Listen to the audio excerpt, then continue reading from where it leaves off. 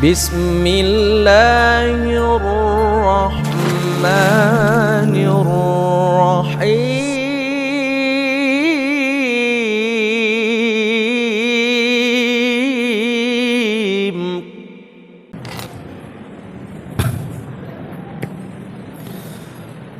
Bismillahirrahmanirrahim. Assalamualaikum warahmatullahi wabarakatuh. Alhamdulillah wassalatu wassalamu ala rasulillah wa ala alihi wa sahbihi wa mawalah wa la hawla wa la quwwata illa billahi wa ba'du. Alhamdulillah, di malam hari ini kembali kita bisa duduk bertalabul ilmi di Masjid Nurul Hidayah. Salawat dan juga salam kita hadiahkan kepada Rasul kita Nabi besar Muhammad sallallahu alaihi wa ala alihi wasallam. Kita lanjutkan kajian kita masih membahas kitab Tauhid dan kita masuk pada babun minasyirki an-nadhru li ghairillahi azza wa jalla. Bab termasuk dari kesyirikan, bernazar kepada selain Allah subhanahu wa ta'ala. Yang dimaksud dengan syirik di sini artinya syirkul akbar. Jadi nazar itu tidak ada syirik kecil. Semua nazar yang diberikan kepada selain Allah itu dihukumi syirkul akbar, sebagaimana dikatakan oleh Syekh Shalih Fauzan hafizahullah ta'ala. Jadi di sini kita akan menerangkan satu dosa yang paling besar yang mengeluarkan pelakunya dari Islam, an-nadhru li ghairillah, bernazar kepada selain Allah subhanahu wa ta'ala. Pengarang menyebutkan 3 dalil mendasari babnya. Pertama, surah Al-Insan ayat 7. Allah subhanahu wa ta'ala mengatakan yufuna bin nadri wa yakhafuna yawman kana syarruhu mustatira. Dan mereka, maksudnya orang-orang yang beriman, melaksanakan nazar-nazar mereka, dan mereka takut akan satu hari yang keburukannya sangat menyebar. Kemudian juga firman Allah azza wa jalla dalam surah Al-Baqarah ayat 270. Wa ma anfaqtum min nafaqatin aw nadhartum min nadharin fa innallaha ya'lam.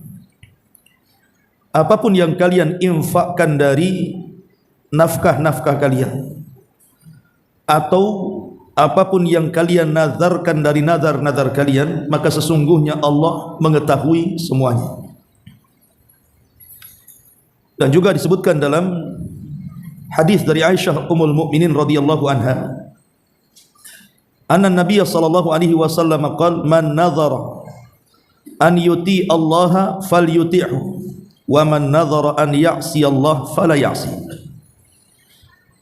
Barang siapa yang bernazar dalam rangka mentaati Allah, maka taatilah, dan barang siapa yang bernazar dalam rangka bermaksiat kepada Allah, maka jangan pernah bermaksiat kepada Allah.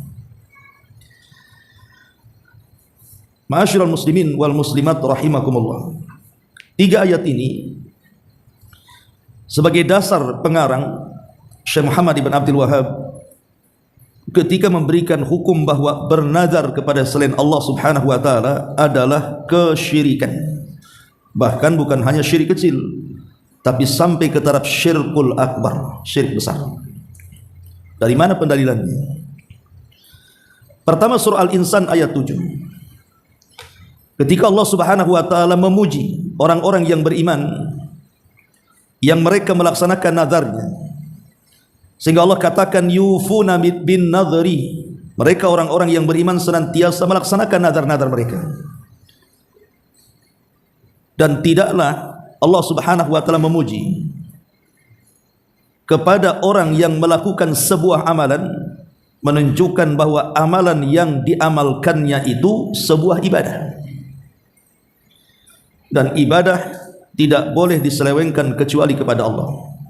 Barang siapa yang memalingkan ibadah diberikan kepada selain Allah, maka dia telah melakukan kesyirikan. Ini yang pertama. Adapun dalil yang kedua, Allah mengatakan wa ma anfaqtum min nafaqatin aw nadhartum min nadharin fa innallaha ya'lam. Dan apapun yang kalian infakkan atau yang kalian nazarkan, sesungguhnya Allah tahu. Kalimat sesungguhnya Allah tahu, maksudnya Allah tahu balasan keduanya, baik balasan orang yang infak atau balasan orang yang nazar. Ketika Allah Subhanahu wa taala mengetahui balasan yang baik bagi orang yang berinfak dan bernazar, menunjukkan bahwa infak dan nazar itu sebuah ibadah karena ada balasannya. Kalau bukan ibadah kan tidak mungkin dibalas, tidak mungkin diganjar. Ketika sebuah amalan itu ada balasannya, berarti amalan itu sebuah ibadah. Lah begitu juga nazar. Ketika nazar ini ada balasannya di hadapan Allah Subhanahu wa taala dan Allah tahu, maka nazar itu dinyatakan ibadah. Dan kaidahnya sudah saya sebutkan di awal, siapapun yang memalingkan sebuah ibadah yang sudah jelas itu sebuah ibadah, maka hukumnya memalingkan kepada selain Allah adalah kesyirikan. Ini pendalilan yang kedua dari dalil yang kedua. Adapun pendalilan yang ketiga dari hadis Nabi sallallahu alaihi wasallam, Nabi sallallahu alaihi wasallam mengatakan, man nadhara an yuti Allah falyuti'hu. Barang siapa yang bernazar dalam rangka mentaati Allah, maka taati Allah dengan nazar itu. Dan barang siapa yang bermaksiat kepada Allah, dan barang siapa yang bernazar dalam rangka maksiat kepada Allah, maka jangan bermaksiat dengan nazar itu.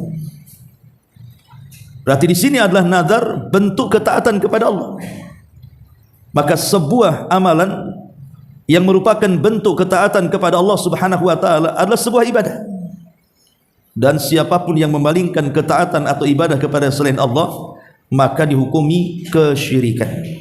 Begitu cara pendalilannya. Kenapa muallif rahimahullahu taala mengambil dua ayat, Al-Insan ayat 7 dan Al-Baqarah 270, dan juga hadis Ummul Mukminin Aisyah radhiyallahu anha. Baik, kita akan kembangkan persoalan nazar ini. Ma'asyiral muslimin yang dimuliakan Allah Subhanahu wa taala, nazar ini secara bahasa artinya al-ijab, mewajibkan. Adapun secara istilah adalah ijabul mar'i fi'lal birri ala nafsi. Seseorang mewajibkan perbuatan-perbuatan baik terhadap dirinya, padahal sesuatu itu tidak diwajibkan Allah kepadanya. Seseorang mewajibkan melakukan sebuah perbuatan baik terhadap dirinya, padahal sesuatu itu tidak diwajibkan Allah kepadanya. Seperti orang bernazar untuk berpuasa Senin Kamis. Hukum puasa Senin Kamis itu tidak wajib, sunnah saja. Tetapi ketika dinazarkan, maka yang sunnah menjadi wajib. Itulah seseorang mewajibkan melakukan perbuatan baik terhadap dirinya, padahal sesuatu itu tidak diwajibkan kepadanya. Itulah disebut nazar artinya. Ma'asyiral muslimin yang dimuliakan Allah Subhanahu wa taala, yang menjadi masalah adalah tentang hukumnya. Hukum nazar itu apa? Ma'asyiral muslimin yang menjadi polemik para ulama tentang hukum nazar ini. Karena kita tahu bahwa sebagian para ulama berselisih pendapat tentang permulaan orang yang bernazar. Tentang permulaan orang yang bernazar. Ada yang mengatakan hukum nazar itu makruh, dan itu hampir pendapat kebanyakan ulama, mengatakan bahwa hukum nazar itu adalah makruh. Adapun sebagian ulama yang lain mengatakan tidak, bahkan bukan hanya sekedar makruh, tetapi lebih daripada makruh, haram hukumnya. Bernazar itu haram hukumnya di permulaannya. Walaupun ada ulama yang lain yang mereka tawakuf, tidak berpendapat makruh, ya tidak berpendapat haram, diam saja. Tapi kebanyakan para ulama mengatakan makruh. Kenapa dimakruhkan? Ma'asyiral muslimin yang dimuliakan Allah Subhanahu wa taala, karena ada hadis pertama dari Ibnu Umar radhiyallahu anhuma, Nabi sallallahu alaihi wasallam bersabda, "Annahu naha anin nadhri." Nabi sallallahu alaihi wasallam melarang tidak boleh seseorang itu bernazar. Qala, kemudian Rasul mengatakan, "Innahu la ya'ti bi khairin." Karena nazar itu tidak mendatangkan kebaikan sama sekali. Wa inna ma yustakhraju bihi minal bakhil. Karena kebanyakan orang nazar itu bersumber dari orang-orang bakhil. Contoh umpamanya, kalau seandainya orang tuaku sembuh dari penyakit, maka aku akan bersedekah kepada anak-anak yatim. Allah takdirkan tak sembuh, sedekah enggak dia? Artinya sedekahnya itu kalau sembuh. Berarti kalau tidak sembuh tidak bersedekah kan?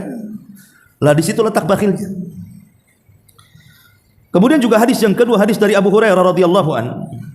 Nabi sallallahu alaihi wasallam mengatakan, "La tangdir atau la tangzuru fa inna an-nadhra la yughni minal qadari syai'an wa inna ma yustakhraju bihi minal bakhil."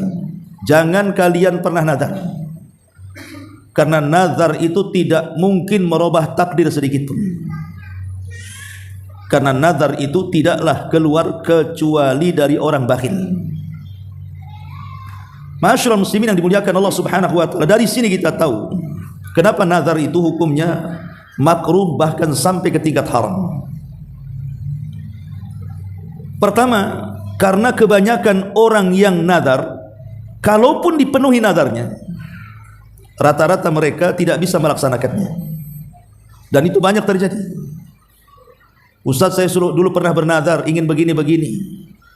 Apa yang dihajatkannya Allah penuhi, tapi giliran dia kemudian melaksanakan nazarnya tidak terlaksana tuh. Contoh umpamanya, dia mengatakan, "Ya Allah, kalau aku sembuh dari sakitku, maka aku akan membeli seekor sapi, kemudian aku akan sedekahkan kepada fuqara wal masakin." Allah takdirkan sembuh penyakitnya, sudah sembuh lupa sama sapinya. Kebanyakan seperti itu, entah karena tak ada duit, entah karena berat. Tapi kebanyakan orang yang nazar itu tidak dilaksanakan nazarnya. Ini yang pertama. Yang kedua, biasanya ada penyesalan setelah nazar itu. Kenapa aku dulu nazar? Coba aku tidak nazar, kan tidak berat juga untuk melaksanakan nazar ini. Timbul penyesalan. Kemudian yang ketiga, sebenarnya nazar itu berat bagi dia, tapi dia paksakan.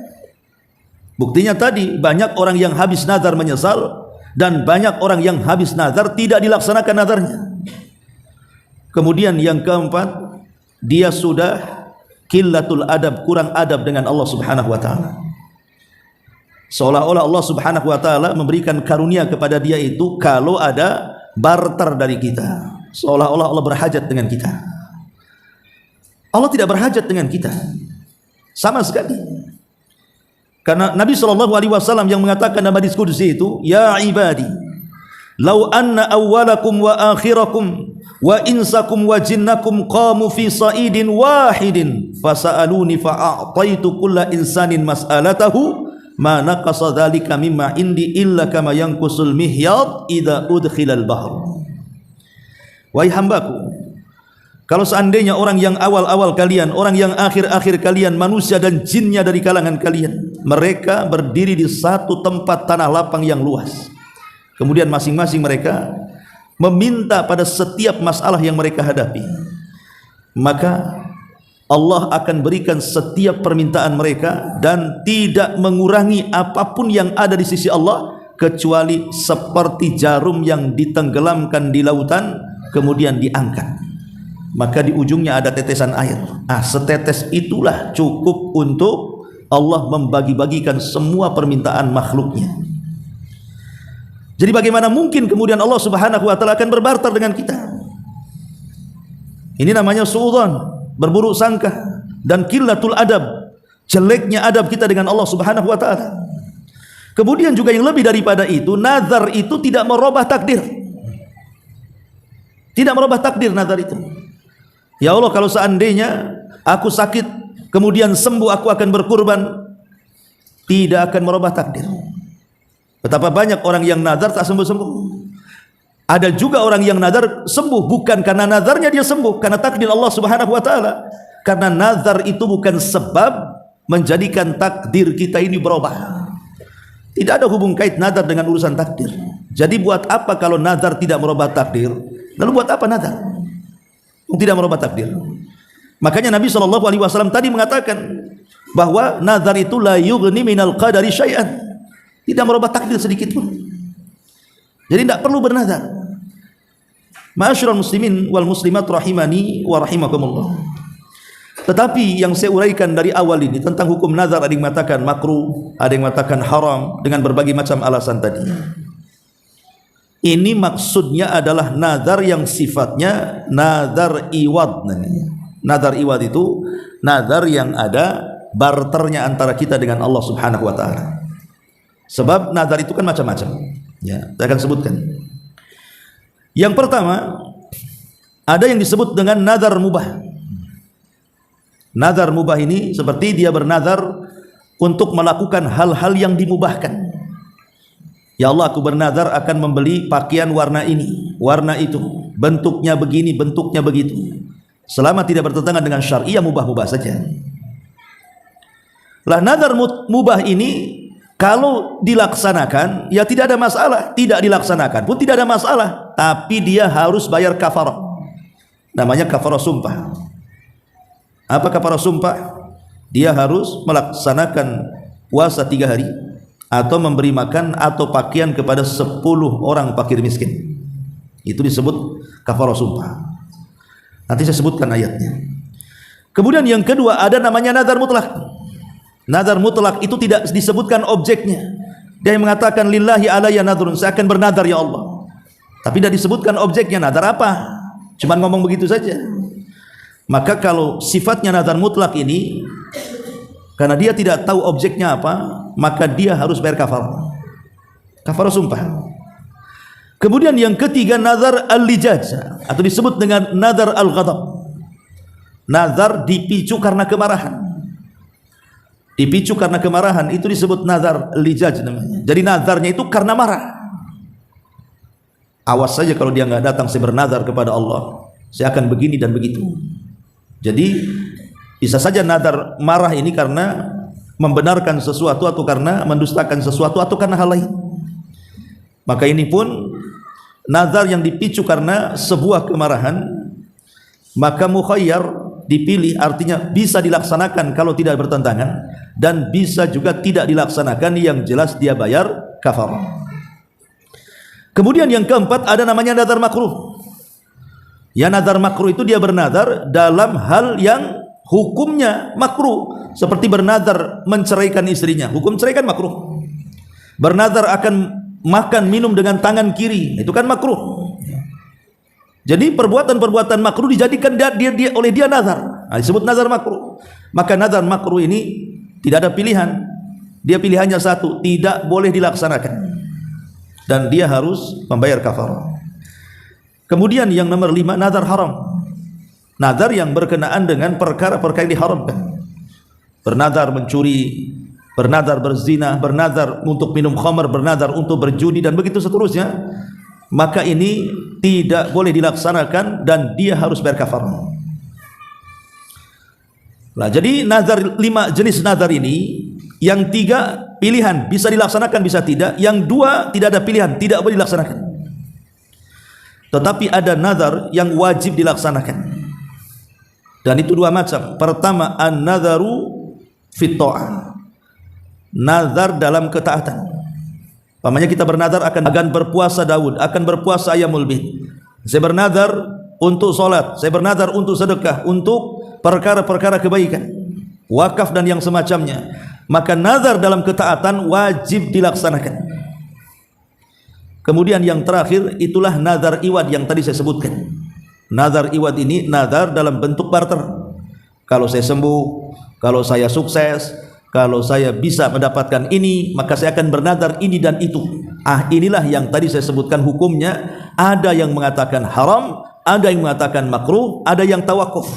Tapi kalau sudah terjadi, wajib dilaksanakan nazarnya. Kalau sudah terjadi, Pamannya betul-betul sembuh penyakitnya, kan sudah terjadi tuh. Laksanakan nazar.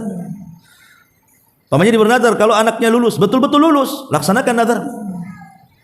Artinya nazar iwad ini memang hukum awalnya bisa makruh atau haram, tapi hukum akhirnya jadi wajib. Karena baik nazar iwad ataupun nazar taat itu sama-sama ibadah masalahnya.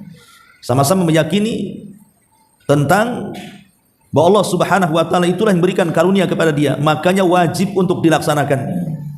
Tapi kalau tidak ada iwad, tidak ada embel-embelnya, ya saya bernazar saja. Kalau pas waktu luang saya bernazar, ya Allah saya ingin berpuasa Senin Kamis. Ah, ini wajib, inilah nazar yang seperti ini yang dipuji dalam Quran. Jadi gak ada embel-embel sama sekali. Dia nazar gitu saja untuk melaksanakan ketaatan. Nah, itulah yang disebut dengan nazar yang kita baca ayatnya di awal, yufuna bin nadri. Di antara sifat-sifat orang yang beriman adalah mereka melaksanakan nazarnya. Ma'asyiral muslimin yang dimuliakan Allah Subhanahu wa taala. Adapun di sini pengarang rahimahullahu taala membuat bab tentang sebelum kita masuk di sini, kita akan menjelaskan tentang syarat nazar dulu. Apa syarat-syarat nazar dulu? Yang pertama, syarat bolehnya nazar atau nazar itu sebuah bentuk ketaatan dan bentuk tauhid kita kepada Allah Azza wa Jalla. Pertama, an yakuna ta'atan lillah. Pertama, nazar itu harus dalam bentuk ketaatan kepada Allah. Kalau nazarnya tidak dalam rangka ketaatan kepada Allah Azza wa Jalla, maka ini bukan nazar yang dipuji, tapi nazar yang dicela. Yang kedua, wa an yakuna mimma yutiquhul abdu. Nazar ini harus dilakukan pada perkara-perkara yang seorang hamba sanggup melakukannya. Kalau seandainya tidak sanggup melakukannya, maka bisa saja nazarnya tercela. Nazar untuk bisa terbang, mana bisa? Manusia nggak bisa terbang selamanya. Jadi nazar itu pada sesuatu yang kita sanggup melaksanakannya. Kita orang susah bernazar, kalau saya sembuh, saya akan infak uang 1 triliun. Dari mana uang 1 triliun itu? Dia aja tidak punya duit. Ya. Jadi nazar itu sesuai dengan kesanggupan dia. Kemudian yang ketiga, an yakuna fima yamlik. Haruslah nazar itu pada sesuatu yang merupakan milik dia, bukan milik orang lain. Ya Allah, saya kalau sembuh saya akan sedekahkan untuk kambing tetangga. Nggak boleh. Kambing tetangga disedekahkan pula. Itu kan bukan milik dia. Ya. Kemudian yang keempat, ma alla yakuna fi maudi'in kana alla yakuna fi maudi'in kana yu'badu fihi ghairullah au dzari'ah ila ibadati ghairillahi azza wajalla. Dan tidak boleh bernazar di tempat-tempat yang didirikan padanya sesembahan yang disembah kepada selain Allah atau acara-acara yang mengantarkan kepada kesyirikan kepada Allah. Seperti bab sebelumnya, ketika ada seseorang yang datang kepada Nabi SAW, Rasul, saya sudah bernazar ingin menyembelih seekor unta di satu tempat namanya Buana. Maka Rasul bertanya 2 hal. Apakah di Buana itu ada berhala yang disembah selain daripada Allah? Dia mengatakan tidak ada. Apakah di Buana itu ada acara-acara kesyirikan yang dilakukan di tempat itu? Dia mengatakan tidak ada. Maka Rasul mengatakan ufi binadri, kalau gitu laksanakan nazar. Maka nazar tidak boleh di tempat yang ada berhala atau acara-acara yang merupakan ritual kesyirikan. Ini yang keempat. Dan yang kelima, wa in kana mu'allaqan bi husuli syai' fala ya'taqid an-nadhir ta'thiran nadri fi husulihi. Kalau seandainya ketika seseorang itu bernazar yang sifatnya mu'allaq tadi, iwad gitu ya. Kalau saya sembuh, saya akan begini dan begitu. Kemudian betul-betul sembuh. Kan wajib dia melaksanakan nazarnya. Kalau memang betul-betul Allah berikan kesembuhan sebagaimana yang dinazarkannya, maka seorang yang bernazar tidak boleh meyakini bahwa sembuhnya itu disebabkan nazarnya. Tidak boleh. Tidak boleh meyakini orang yang bernazar kesembuhannya itu dikarenakan sebab nazarnya. Karena nazar itu tidak mendatangkan manfaat dan juga tidak bisa mencegah madarat. Nazar itu bukan sebab datangnya manfaat, bukan juga sebab tercegahnya madarat. Nazar itu ibadah. Inilah yang disebutkan para ulama yang merupakan syarat orang itu bernazar dan nazarnya bernilai pahala. Ya, 5 syarat yang disebutkan para ulama. Pertama, harus dalam rangka ketaatan. Yang kedua, harus sesuai dengan kemampuan. Yang ketiga, harus yang dimiliki oleh dia. Yang keempat, tidak boleh di tempat yang di situ ada sesembahan atau acara kesyirikan. Dan yang terakhir, tidak boleh diyakini bahwa nazar itu sebab mendatangkan kebaikan atau mencegah keburukan. Ini disebut dengan syarat nazar. Ma'asyiral muslimin yang dimuliakan Allah Subhanahu wa taala, adapun seseorang melaksanakan nazar bagi orang yang sudah meninggal dunia, maka ada hadis dari Abdullah bin Abbas radhiyallahu anhuma. Jadi Sa'ad bin Ubadah, salah satu tokoh dari tokoh-tokoh Ansar atau pemimpin Khazraj, Sa'ad bin Ubadah ini, dia berkata kepada Nabi sallallahu alaihi wasallam, meminta fatwa kepada Nabi sallallahu alaihi wasallam dan mengatakan, wahai Rasul, inna ummi matat wa alaiha nadharun. Rasul, ibuku sebelum meninggal itu dia bernazar. Faqala iqdihi anha. Maka Rasul mengatakan kepada Sa'ad, kalau begitu laksanakan nazar umimu. Artinya seorang anak, dia berkewajiban untuk melaksanakan nazar orang tuanya yang sudah meninggal. Kalau sewaktu dia hidup dia pernah bernazar dan tidak sempat melaksanakan nazarnya, maka sebagai ahli warisnya harus melaksanakan nazar orang tuanya. Jadi kalau umpamanya kita punya orang tua nih, sebelum meninggal dia bernazar. Umpamanya nazarnya itu ingin menginfakkan sebagian hartanya untuk fuqara wal masakin, untuk anak-anak yatim, untuk pembangunan masjid yang dan semacamnya. Belum lagi dilaksanakan nazarnya, meninggal dia. Maka ahli warisnya harus melaksanakan nazar kedua orang tuanya. Atau dia bernazar ingin puasa. Umpamanya dia bernazar, nazar iwad lah di masyarakat lah, kan umumnya begitu. Kalau dia sembuh dari penyakitnya, maka dia akan puasa Senin Kamis selama sebulan. Akhirnya sembuh penyakitnya. Sebelum dia berpuasa, Allah takdirkan kecelakaan, mati dia. Nggak sempat melaksanakan nazarnya. Maka ahli warisnya harus mempuasakan nazar kedua orang tuanya. Man mata wa alaihi siyam sama anhu waliyuhu, kata Rasul. Barang siapa yang berpuasa dan barang siapa yang meninggal dan dia punya hutang puasa, maka walinya yang mempuasakannya. Sebagian ulama mengatakan dibawa kepada puasa nazar. Ya. Ma'asyiral muslimin yang dimuliakan Allah Azza wa Jalla. Adapun kafarah nazar, tadi saya sudah jelaskan. Bagi orang yang tidak bisa melaksanakan nazar, maka kafarah yang harus dilakukannya adalah kafarah sumpah. Dan itu disebutkan di dalam surah Al-Maidah ayat 89. Inilah kafarah sumpah.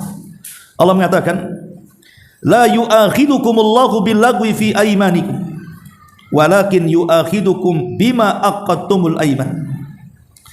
Fakafaratuhu it'amu asyarati masakin min awsati ma tut'imuna ahlikum aw kiswatuhum aw tahriru raqabatin wa man lam yajid fasyamu thalathati ayyam dzalika kafaratu aymanikum idza halaftum wahfadhu aymanakum kadzalika yubayyinullahu lakum ayati la'allakum tashkurun.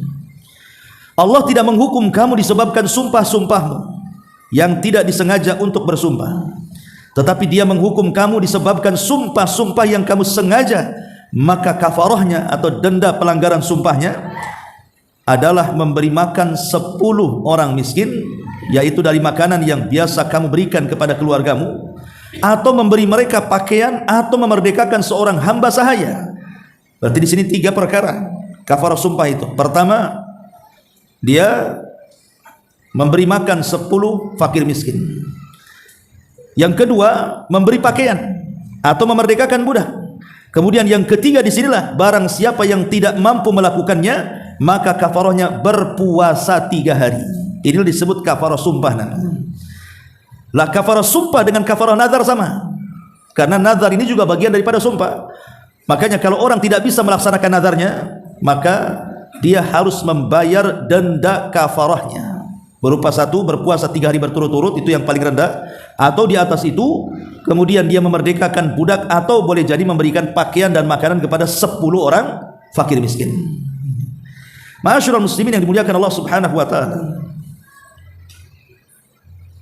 Ketika seseorang bersumpah kepada selain Allah, ketika seseorang itu bersumpah kepada selain Allah Subhanahu wa taala, maka itu lebih besar dosanya, walaupun untuk sebuah kebenaran dibandingkan orang yang bersumpah kepada Allah Subhanahu wa taala untuk sebuah kedustaan.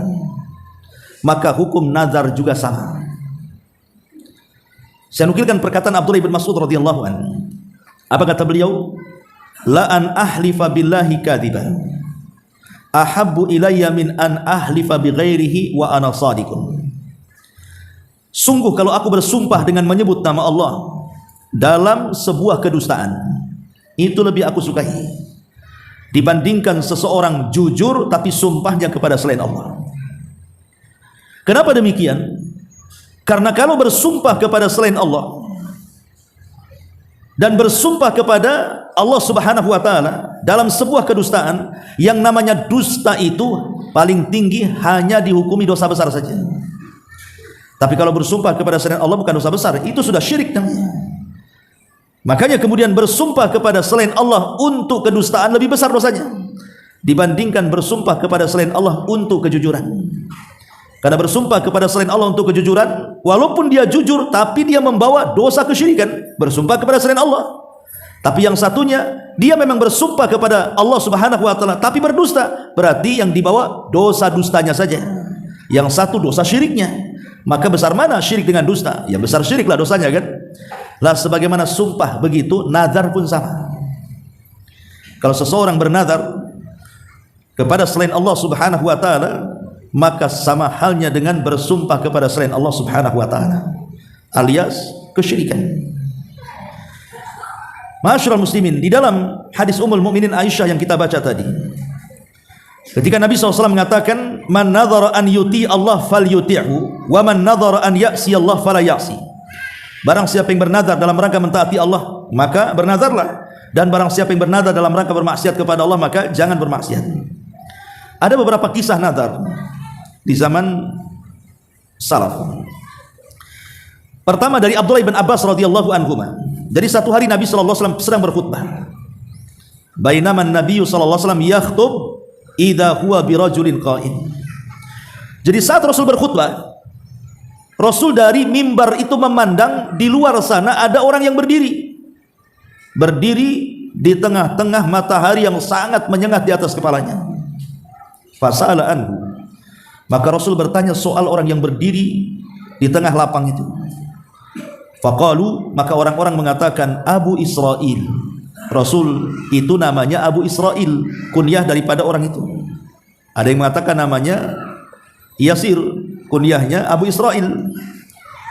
Dia adalah bernazar, ya Rasulullah, an yakuma fi syamsi wala yaqud wala yastadil wala yatakallam wa yasub. Kata orang ini mengatakan, ya Rasul, dia habis nazar itu. Pertama nazar dia ingin berdiri di atas matahari, jadi sejajar kepalanya dengan matahari. Dan dia bernazar tidak akan duduk dan ingin berdiri. Dan dia bernazar tidak akan ada naungan di atas kepalanya, maknanya dia dengan matahari tidak ada penghalang. Dan dia bernazar untuk tidak bicara, dan dia bernazar untuk berpuasa. Maka Nabi SAW mengatakan, muruhu falyatakallam wal yastadhil wal yaqud wal yutimma saumahu. Kalau gitu perintahkan dia bicara, kemudian cari naungan, kemudian duduk, tapi sempurnakan puasanya. Lihat bagaimana Nabi memisah di sini. Ya. Adapun nazarnya tidak mau bicara, akan berdiri, tidak akan duduk, kemudian juga tidak akan ada naungan di atas kepala, mau langsung dengan matahari, dibatalkan semua oleh Nabi.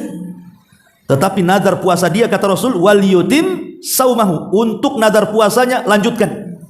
Tapi yang nazar tidak bicara, tidak duduk, maka batalkan semuanya. Maka dari sini kita tahu bahwa kalau nazarnya dalam rangka mentaati Allah, laksanakan. Makanya Rasul ketika nazar puasa, adapun puasanya sempurnakan. Tapi kalau nazarnya dalam rangka bermaksiat kepada Allah, jangan dilaksanakan. Makanya kata Rasul, perintahkan dia untuk duduk, untuk bicara dan bernaung kepalanya. Ma'asyiral muslimin yang dimuliakan Allah Azza wa Jalla, ini kisah yang pertama.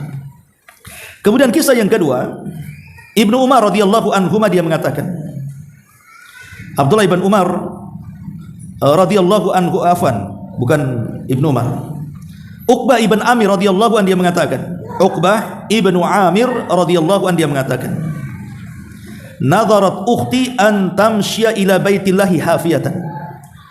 saudariku kata Uqbah bin Amir, bernazar dia akan jalan kaki dari rumah menuju Baitullah, menuju Ka'bah dalam kondisi nyeker, tidak akan pakai sandal.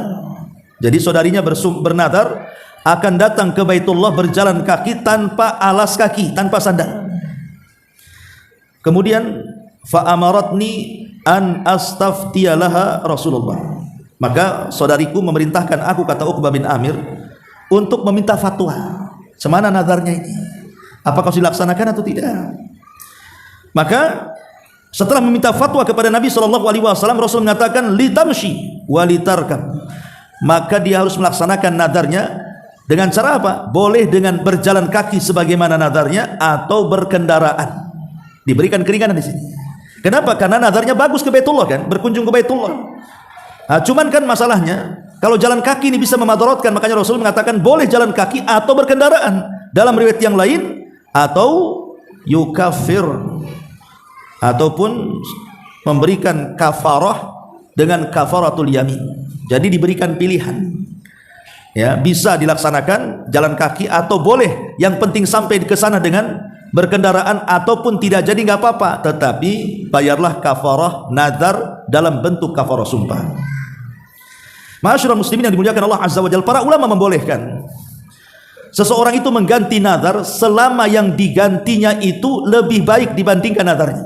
Ulama membolehkan mengganti nazar itu dengan yang lebih baik. Contoh umpamanya, seseorang bernazar ingin iktikaf di mana? Di Palestina, di Baitul Maqdis. Tapi kan kondisinya perang, nggak bisa ke sana. Akhirnya kita ganti, yang harusnya iktikaf di Baitul Maqdis, kita ganti iktikaf di Baitullah Al-Haram, di Mekah. Otomatis secara pahala lebih banyak mana? Ya lebih banyak iktikaf di haram lah. Karena besaran pahalanya 100.000 kan. Kalau orang sholat di Masjidil Haram 100.000 pahalanya. Kalau di Masjidil Aqsa itu ada yang mengatakan 500, ada yang mengatakan 250. Berarti kalau mengganti tempat nadar dan tempatnya jauh lebih baik dibandingkan yang dinadarkannya, maka boleh. Karena itu pernah terjadi di zaman Nabi. Seseorang bernadar ingin i'tikaf di Baitul Maqdis, kemudian Rasul mengatakan, "Tidak perlu kau pergi ke sana, i'tikaflah kau di sini." Maksudnya di haram. Ya, ini menunjukkan bahwa mengganti nadar kepada yang lebih baik itu dibolehkan, tapi tidak boleh mengganti nadar ke yang di bawahnya. Enggak boleh. Ya. Namanya antum bernadar di i'tikaf di Masjidil Haram, akhirnya malas lah, i'tikaf di Nurul Hidayah aja lah. Di sini nggak ada keutamaan. Utamanya satu sholat ya satu pahala, di sana 100.000 Anda bisa. Ya karena lebih rendah pahalanya kan. Nah, kecuali lebih tinggi. Nah, itu dibolehkan. Ya. Ma'asyiral muslimin yang dimuliakan Allah Subhanahu wa taala. Kemudian juga disebutkan di dalam Sahihaini dari Ziyad ibn Zubair, dia mengatakan, "Ja'a rajulun ila Ibni Umar." Seorang laki-laki datang kepada Ibnu Umar radhiyallahu anhu, maqala dia mengatakan, "Inni nadartu an asuma yauman." Wahai Ibnu Umar, saya sudah bernazar ingin berpuasa satu hari. Fawafaqa yauma adha au fitri. Tiba-tiba hari yang dimaksud itu bertabrakan dengan Idul Adha dan Idul Fitri. Faqala Ibnu Umar, maka Ibnu Umar radhiyallahu anhu mengatakan, "Amarallahu ta'ala biwafa'in nadri. Wa naha Rasulullah sallallahu alaihi wasallam an saumi hadzal yaum." Bagimu Allah perintahkan untuk melaksanakan nazarmu, tapi di satu sisi Nabi melarang tidak boleh puasa di hari Id. Carilah hari yang lain. Ya, tetap dilaksanakan nazarnya, tapi cari hari yang lain. Kenapa? Di satu sisi Allah perintahkan, di sisi lain ada larangan tidak boleh puasa di hari raya kan begitu. Ya. Maka intinya bahwa bernazar kepada selain Allah seperti yang dilakukan di masyarakat, bernazar di kuburan-kuburan yang dianggap para wali, ya, untuk berziarah, untuk beribadah, beriktikaf di kuburan-kuburan keramat yang diwalikan, maka itu sebuah kesyirikan, bahkan sampai kepada syirkul akbar. Wallahu alam. Sudah Isa. Subhanallah bihamdika, asyhadu an la ilaha illa anta, astaghfiruka wa atubu ilaik. Allahu ta'ala alam. Assalamualaikum warahmatullahi wabarakatuh.